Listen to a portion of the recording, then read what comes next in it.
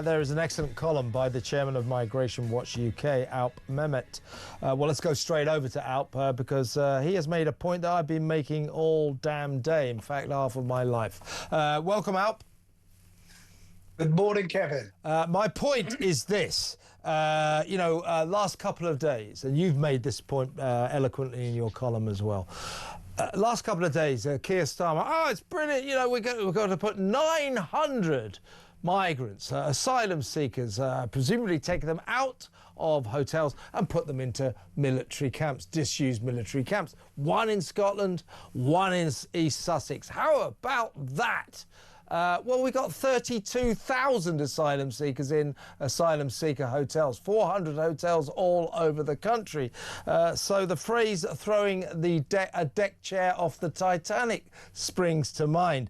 And more to the point, yes, they could talk about that. Labour seem to have convinced themselves that if they can tell us, don't worry, we're going to get the migrants out of those expensive hotels and we're going to put them into much cheaper, disused military camps, that we'll all go, oh, well, that's all right then. That solved the migrant crisis. No. What about stopping them coming in the first place? That's the crux of your column, isn't it? And it's a really good point. Absolutely, Kevin. That's exactly it. Excuse me. It's exactly the point. Since they've come into office, they've taken us from La La Land to Bedlam, frankly. They were, before, during the election, you'll remember what happened, what they were saying, how they were going to smash the gangs, how they were going to reduce the backlog, how they were going to end hotels. Well, nothing like that has happened. So because they've clearly arrived at the conclusion that there's not much they can do about it, they keep pretending that they're acting, that they're taking action. And they're doing it by recycling policies that they were castigating, that they were laying into the Tories for coming up with. Yeah, I'm broadly in favour of people being put in camps, former military camps. That's not the problem. But having put them there, giving them, £50 a week, allowing them the freedom to roam around, busing them into town, as they were doing off the BBC Stockholm. I mean, this is where the problem is, that they're giving the impression of action when, in fact, all they're doing is making matters worse. Indeed, as you say, here's a government saying, yeah, well, we're really getting to grips with that. We've got the one-in, one-out scheme, which is, frankly, sort of hilariously baffling. And what on earth is that all about? Certainly not a deterrent. We know that because ever since they launched that scheme in early August, 11,000 migrants have come across the channel illegally. So it's deterring no one. So what is that about?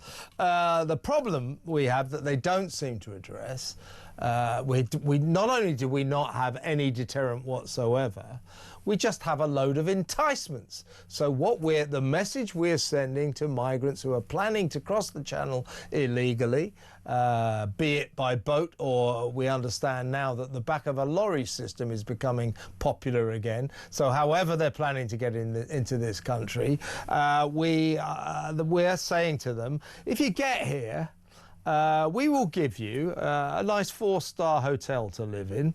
We'll give you 50 quid a week benefits. We'll give you free food. We'll give you free doctors, free dentists, and most importantly, and most insanely, free lawyers to fight your case to stay. Those are not deterrents. And as long as we offer these people all of that, this will continue to be the promised land, the land of plenty. It's mad, Alp. It is mad. But most important, Kevin, and I agree with everything that you've said, but most important is that ultimately they get to stay here until we start removing people. I mean, Kabatu, I mean, that really is a distraction because he was from a country where we have an agreement to return them. Yeah. And there was there was plenty of opportunity to remove him, but we didn't. And that's what attracts people, apart from the fact that not only will they get to stay, but while they're waiting for that decision, they're kept in the comfort that you've just described.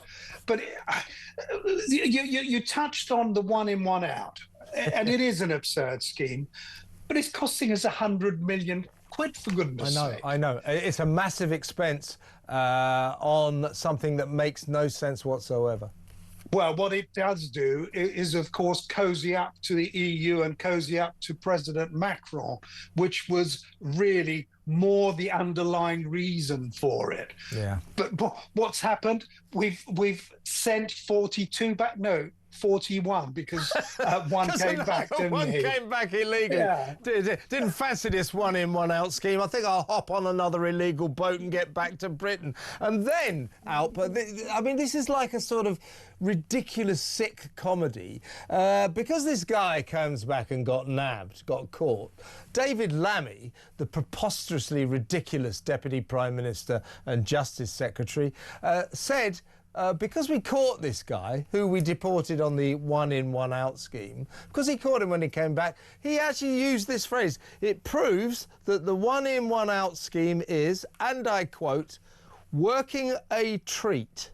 What planet are these people on? The only treat it's delivering is to the migrants, frankly, and smugglers.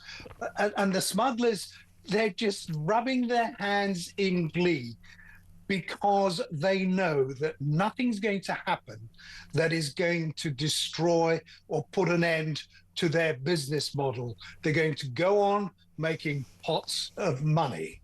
And that's all down to our government, frankly, who has, I would argue, has made things even worse than they were under the Tories. Yeah. Alp, listen, couldn't agree with everything you say anymore. And this is a great column you've written here. Page 12 of The Sun, folks. Get yourself a copy. And the Alp's payoff is get real and get a grip, Prime Minister.